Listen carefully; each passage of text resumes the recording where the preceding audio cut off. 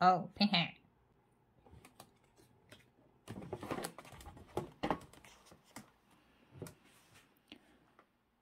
어김없이 다음 호 기획회의가 돌아왔다.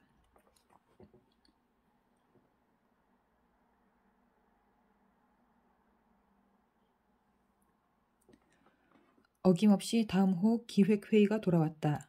나는 요즘 가장 핫한 극단이 새로 올린다는 공연을 취재하고 싶다는 기획안을 냈다. 배 소장은 내 기획안을 보고 가소롭다는 듯 입꼬리 한쪽으로 올리며 말했다.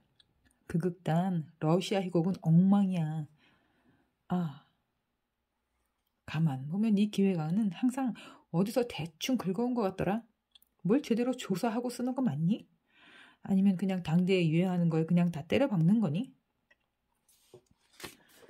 나는 당대에 유행하는 것을 모아놓는 매체가 잡지 아닌가요? 묻고 싶었지만 그러지 않았다. 앞으로 더 성실히 조사해보겠습니다. 대답하고 말았다. 어차피 내가 무슨 의견을 내든 수용되지 않을 것을 알고 있었다. 뭘 묻고 따지고 배우고 하는 게 쓸모없이 느껴졌다. 편집장이 기획안들을 하나씩 훑어갔다.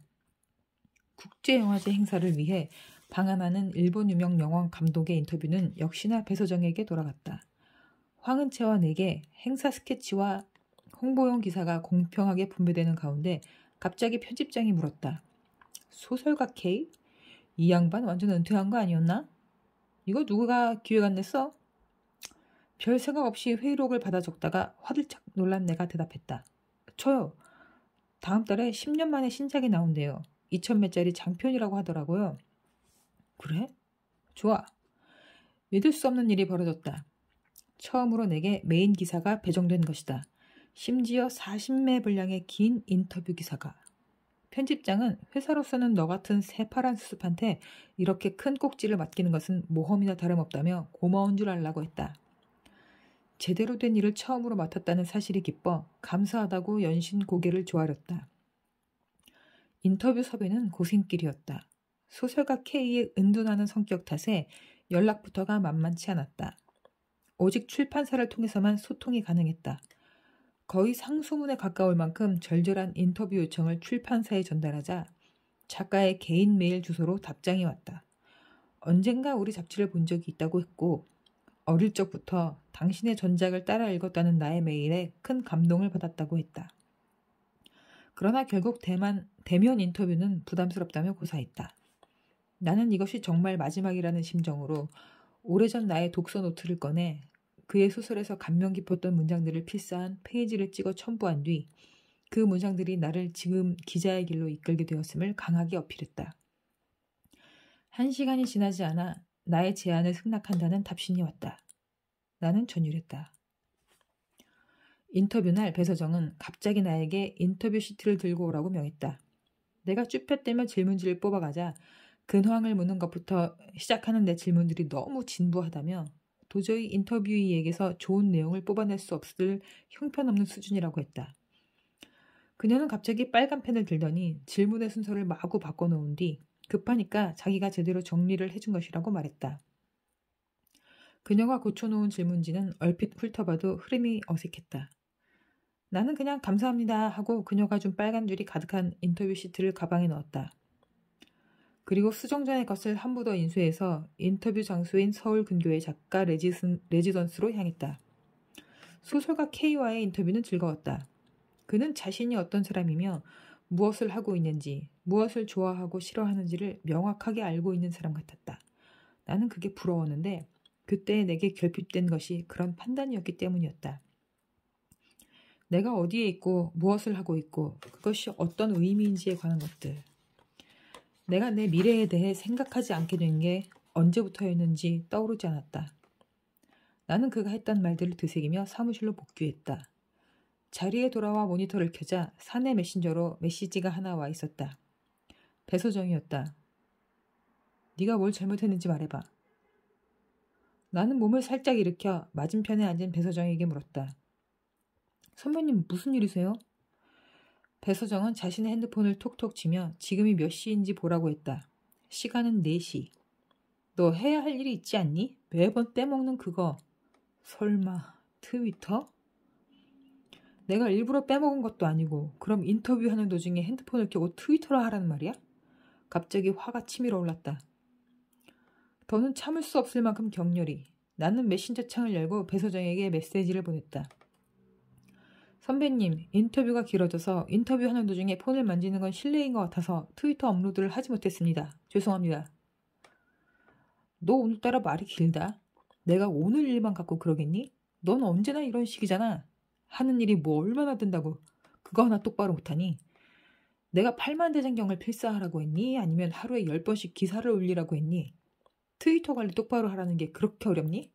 인터뷰 기사 하나 맡으니까 이제 네가 아주 대단한 기자라도 된 것 같니? 그래서 트위터는 하찮게 느껴지니? 분위기 파악 못하고 조증 걸린처럼 실실 웃을 줄이나 알지 똑바로 하는 일이 있긴 하니? 이성의 끈이 끊어지는 소리가 들렸다. 나는 키보드로 한참 동안 뭔가를 치다가 다 지웠다. 그리고 자리에서 벌떡 일어났다. 배소정에게 말했다. 선배님, 사무실 밖으로 좀 나와주시겠어요?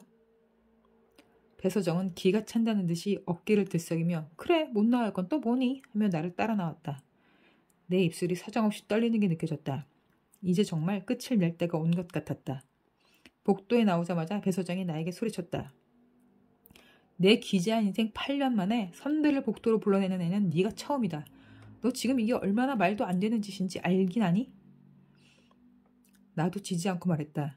제 인생 26년 동안 선배 같은 사람도 처음인데요.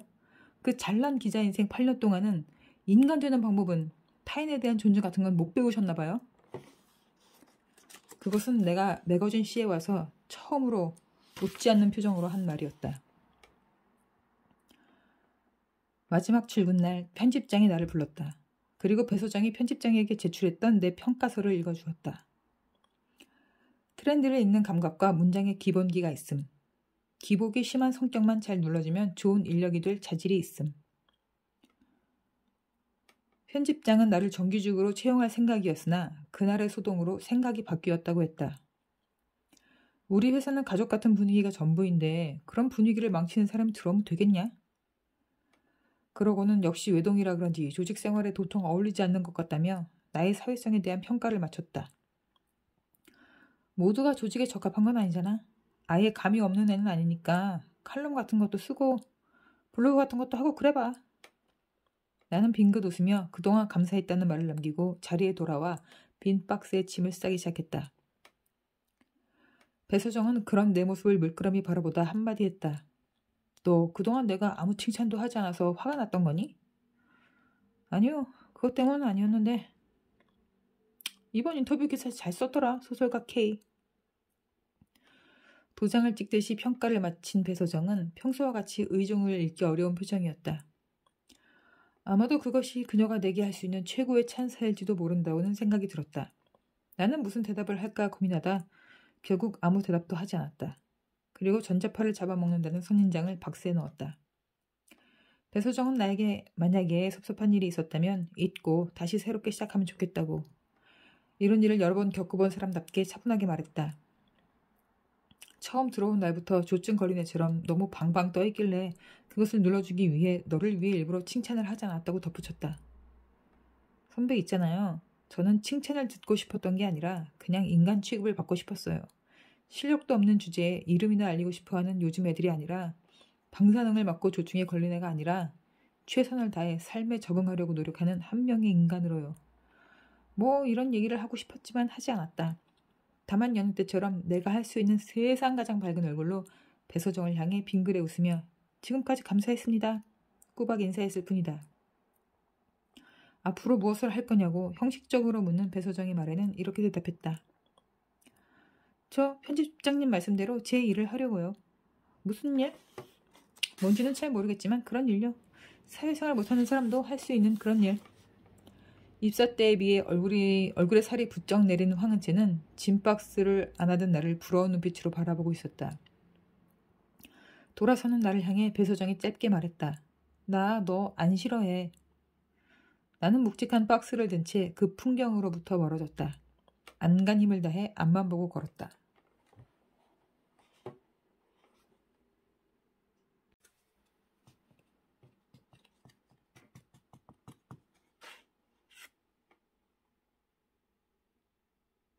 팽팽.